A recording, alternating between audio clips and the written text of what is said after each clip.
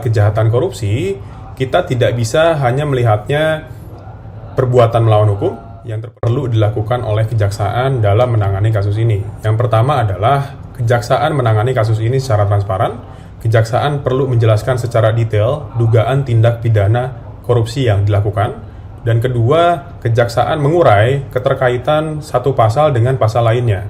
Nah, hal ini menjadi penting. Kenapa? Karena dalam melihat kejahatan korupsi, kita tidak bisa hanya melihatnya perbuatan melawan hukum yang terpenuhi unsurnya, ataupun juga kerugian keuangan negara. Dua hal ini tidak cukup. Kejaksaan juga perlu membuktikan adanya niat jahat dari seorang pelaku kejahatan korupsi.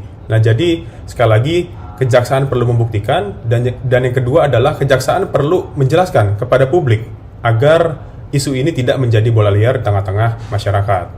Yang kedua, kejaksaan di sini perlu melihat juga ada impor-impor yang dilakukan pasca 2015 dan 2016, sehingga kejaksaan di sini perlu menelusuri dugaan keterlibatan ataupun juga potensi keterlibatan dari aktor-aktor lainnya pasca 2015 dan 2016, tidak hanya di Kementerian Perdagangan tapi juga kementerian-kementerian lainnya.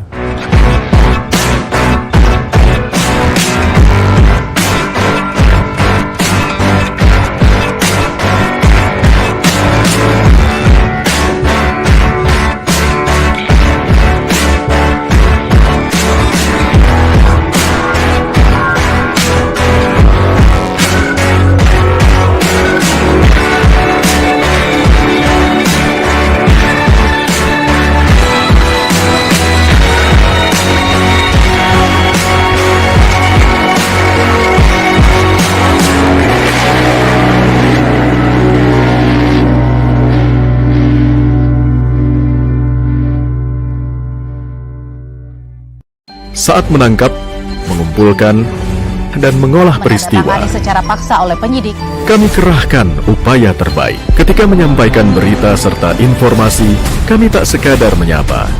Ada referensi, aspirasi, juga inspirasi yang menjadi misi. Sapa Indonesia di Kompas TV.